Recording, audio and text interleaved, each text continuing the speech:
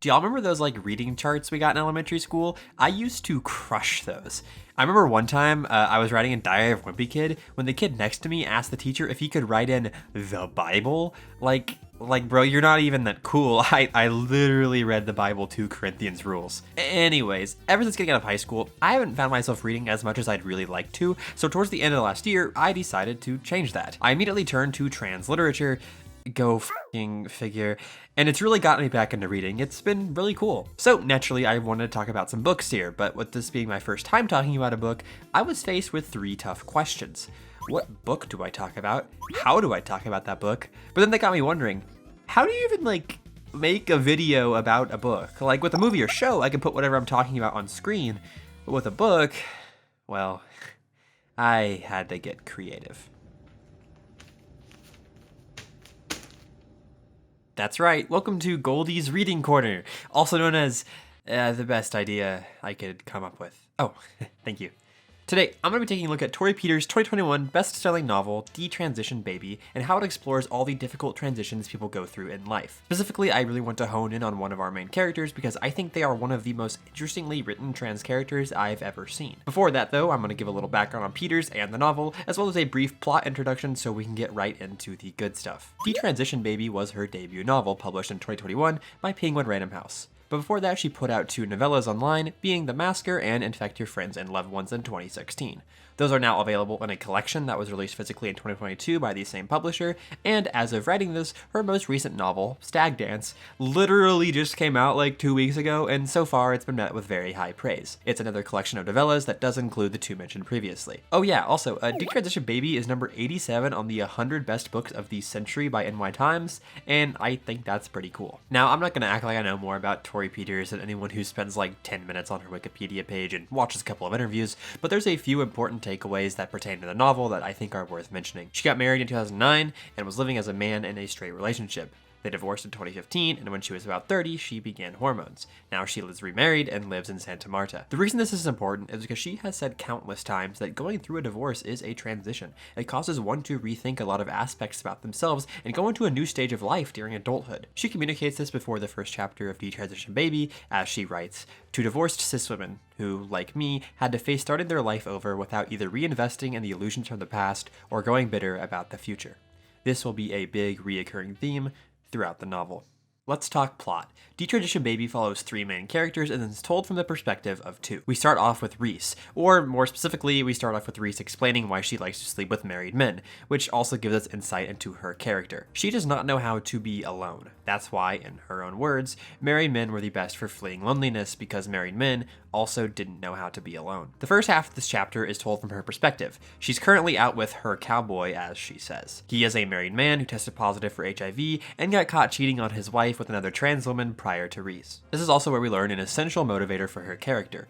She really wants to be a mom. Both because she believes that to be a mother, you're never truly alone, but also because she believes that being a mom will finally grant her unquestionable womanhood. Speaking of that womanhood, this is also where we're introduced to one of Reese's core beliefs, something she likes to call the sex and the city problem. See, in her eyes, women only have 4 major options to save themselves from the crushing weight that comes with the fear of growing older and feeling as if you haven't accomplished anything. These options are: find a partner, have a career, have a baby, or express yourself through art and writing. The thing is though, these are only options for cis women. She believes that this problem is merely an aspiration for trans women, something that they could only ever dream of facing. No jobs, no lovers, no babies, and I'm sorry, but that 7-hour-long experimental indie trans film is not going to be selling out theaters anytime soon. She actually came pretty close to overcoming the aspiration of the Sex and the City problem. She was living happily with her girlfriend Amy for several years and was so close to being able to make that choice for herself until Amy detransitioned and it all fell apart. Oh, yeah, remember how like she's like out right now with her cowboy? Yeah, so she's sitting in a Thai restaurant waiting for their food when she gets a call from an unknown number. She picks it up to hear a man's voice which she does not recognize, which is then revealed to be Ames, which is the name Amy chose after going back to live as a man. He's calling for the first time in years to let Reese know that he could help her finally achieve her wish of becoming a mother. He got a woman pregnant and wants to talk. What I find funniest about this conversation between the two, that this is pretty much the last time Reese refers to him as Ames, as whenever we're in her perspective or she's talking about him to other people, she continues to refer to him as Amy. We then get introduced to both Ames and Katrina. I'm going to start out with Katrina as, shocker, the rest of the video is going to be about Ames. Katrina is Ames's boss at an ad agency and she got a divorce from her husband a few years prior. The reason she gives for this divorce is a miscarriage. However, as explained later, there's a lot more to that statement that she doesn't let on. It's also very important to note that Katrina is a cis, biracial, Chinese Jewish woman from Vermont. Even more specifically, her parents were mink farmers, then her mom turned into an interior designer. That last part isn't particularly important for this, but I just thought it would be funny to include. Basically, Ames's ultimate plan is for him, Katrina, and Reese to all raise this baby together, thus giving us our main motivation for all of our characters. However, it is very clear from the start that this is either not going to work out or be incredibly difficult, as all of our characters put their own self-interest first, with the idea that a baby will put them on a path towards personal redemption.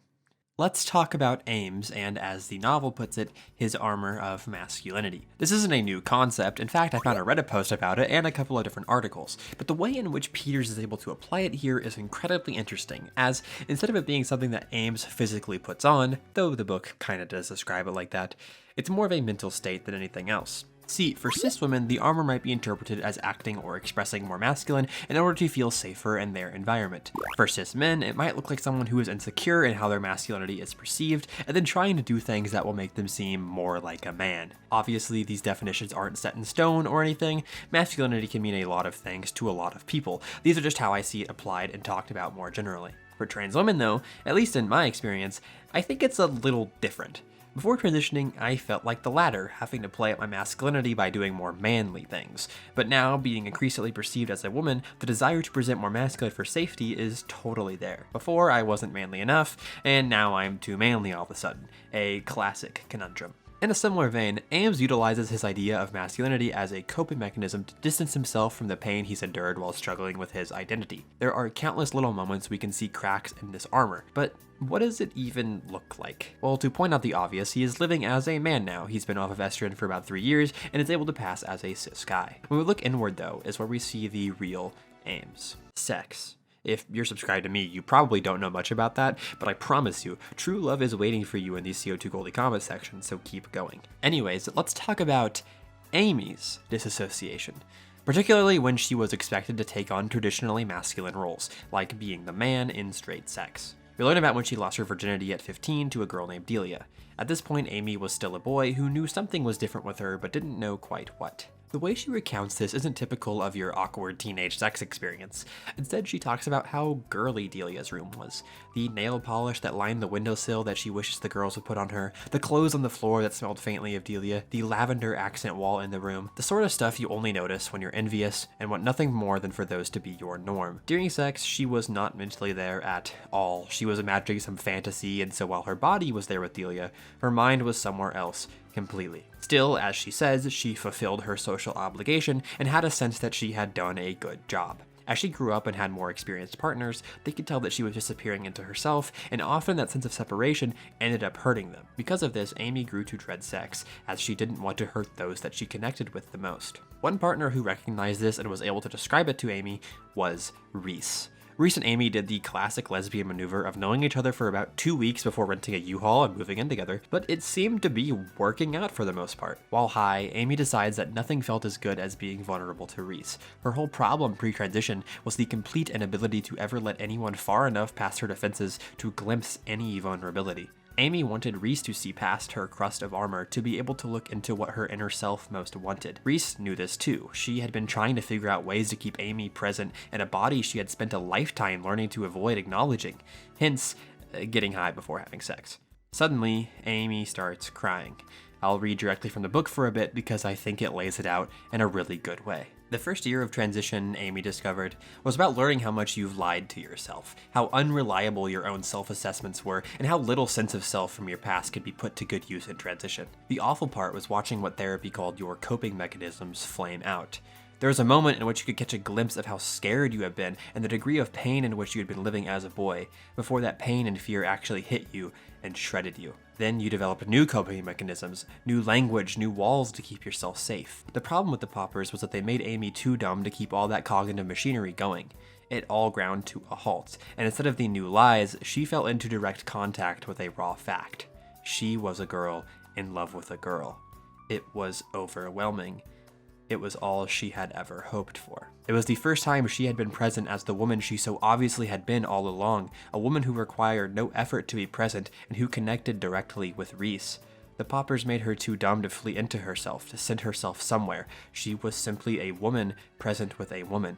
It felt like some kind of healing, some kind of redemption, and all she could do was cry. There is a lot to unpack there, starting with the fact that I should not do audiobooks anytime soon, but more importantly, we had a glimpse into the core of what Amy really wants and why she detransitioned. I'm a chronic writing on the pages type reader, and after reading this chapter, I had a lot to say. Amy is hurt. Hurting is all she knows. When she hurts, the only thing she knows how to do is be him. He is able to disappear into his own world, to get away from the hurt. But she isn't. This is not to say that being Amy brought Ames pain directly, far from it I'd argue, but being Amy was the only time he was able to confront and truly acknowledge the breadth of his pain. Sex is about vulnerability and connection, which is something that is terrifying to someone whose vulnerability has always been met with pain. There's a few stories that Amy recounts in this chapter that I won't go into too much detail about, but we see how every time in which she's expressed this vulnerability, it has come alongside disgust of herself or others seeing her in that way. When Amy was about 10 or 11, she had a scratchy shirt, and so what she ended up doing was asking her mom for a bra to wear under it. You know, to keep it from scratching her chest, the classic move we all did. Her mother replied, "That is not something a son asks his mother," with a tone of disgust, and Amy saw that that request had disturbed her. I already touched on Delia, but afterwards, Amy said how she could tell that their friendship changed after sex. Delia now saw her as the man she was becoming, powerful, dangerous, and this idea of herself became terrifying. There was also this time in college where she went to a cross-dressing shop with a guy that she met online and was genuinely having a really fun time trying on clothes. There was that sense of women advising each other on outfits. Her inclusion in that feminine right was euphoric. That was until a mother and her daughter walked in and saw her, seeing something that she had spent so long making sure no one else would ever see. Moments like these discouraged Amy from coming out of her shell and to continue building the set of armor around her true self. But why did Ames detransition? What made him feel as if he needed to fully suit back up into the armor that he had finally freed himself of? Well, Katrina wanted to know the same thing, and we got a really raw answer from him. He talks about how meek he had felt as a trans woman, the exhaustion of knowing that you're vulnerable, not only physically, but mentally too. The courage that it takes to just exist, knowing that the tiniest slip up around the wrong person could lead to a potentially dangerous situation. How difficult it is to keep your emotional armor tight and polished. It got to a breaking point when he wasn't able to protect and satisfy Reese. He talks about how helpless he felt after a confrontation that I'll get into in a minute. And after that, it was just too fucking hard. While explaining his detransition, there's a couple of lines that have stuck with me ever since I read this book last year that Ames delivers. I got sick of living as trans. I got to a point where I thought I didn't need to put up with the bullshit of gender in order to satisfy my sense of myself. I am trans, but I don't need to do trans. See, in Ames's formulation, trans women knew what trans women were. They knew how to be, but they didn't know how to do. All the intra-trans fights online, all the arguments with cis people, all of it was just to define what it means to be a trans woman, to say what she was. But when you're a trans woman, there's almost nothing out there on how to actually live. Torrey Peters said in an interview with the Louisiana Channel that she writes for trans people, and that allows her writing to raise the bar for what's said about being trans.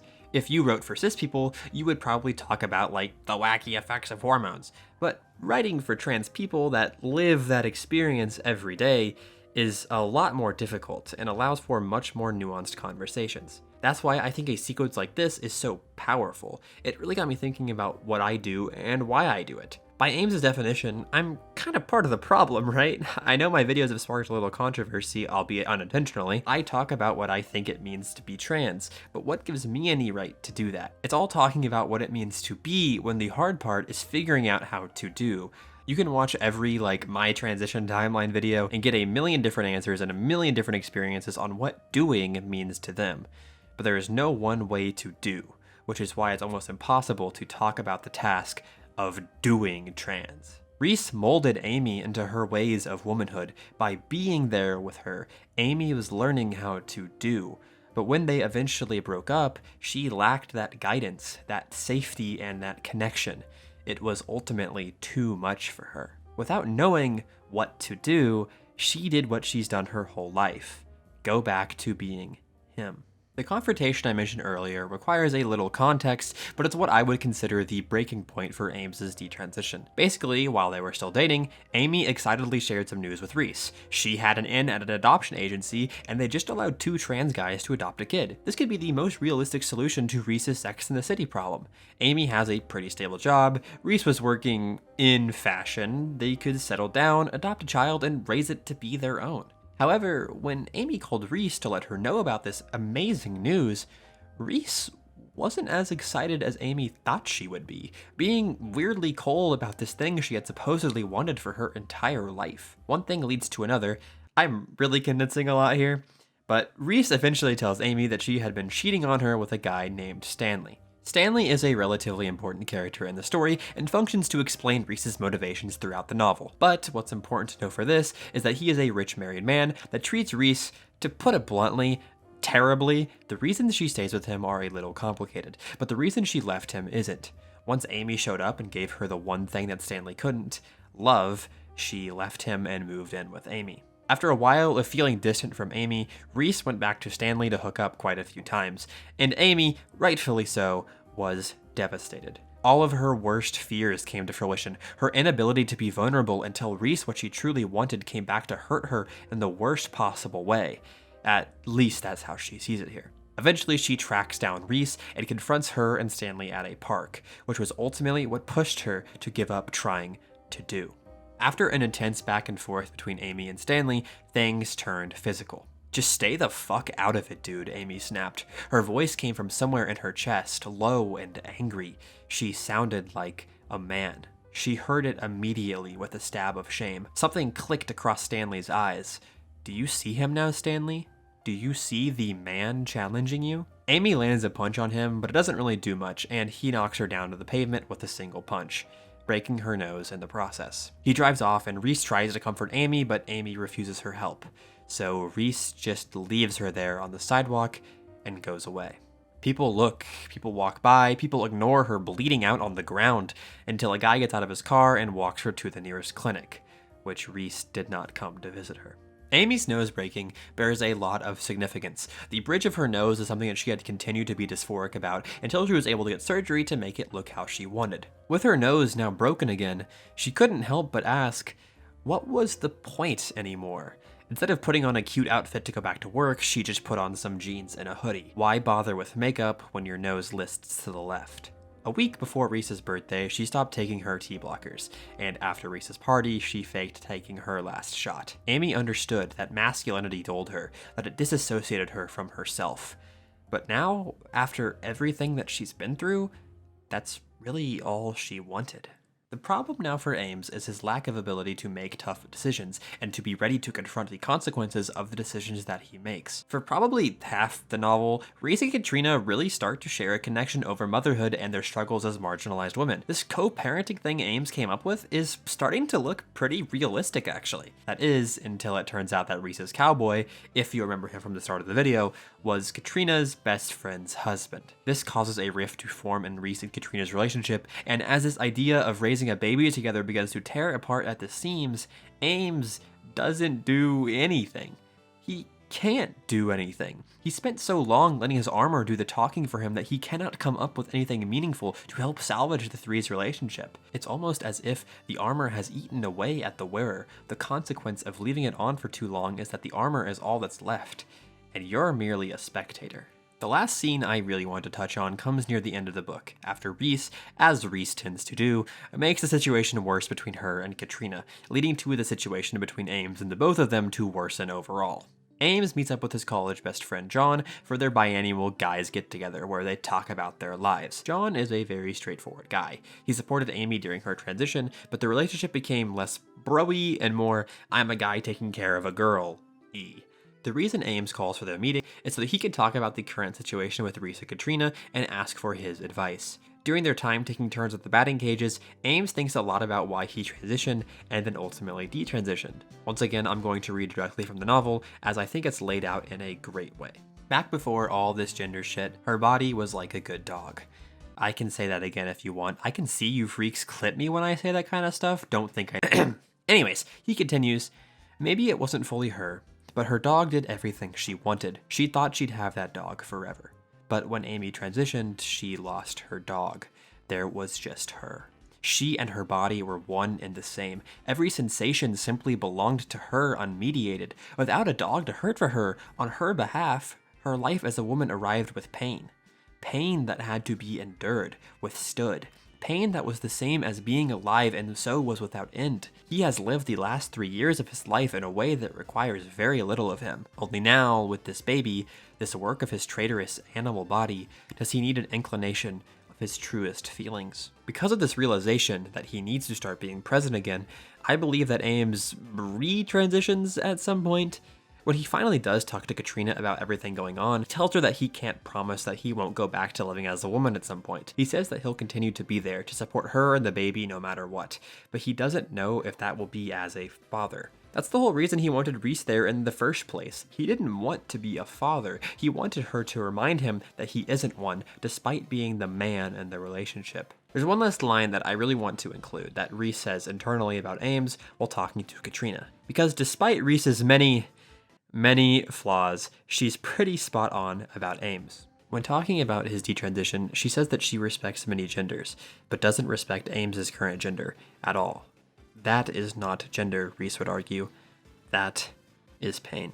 I'm not going to tell you the ending of the novel because I'm an asshole, but I truly encourage you to read it for yourself. I'm really only telling one side of the story, Reese's struggle with motherhood and who is allowed to be a mother, alongside Katrina's internal struggles with a lot of the same stuff, is incredibly done. I think the reason Ames stuck out to me a lot though is because I see myself in a lot of his decisions. A lot of his thoughts about what it means to do, what it means to live, really resonate with the ways I've been navigating through my life. Getting back into reading has been a lot of fun. I've been hitting all the trans woman classics, and I think it's a great way to understand all of these different perspectives because no one really does trans in the same way. But if you'll excuse me, I need to go ask my 4th grade librarian if it's too late to update my reading chart. I really think I have a shot to be the best reader in my class this year.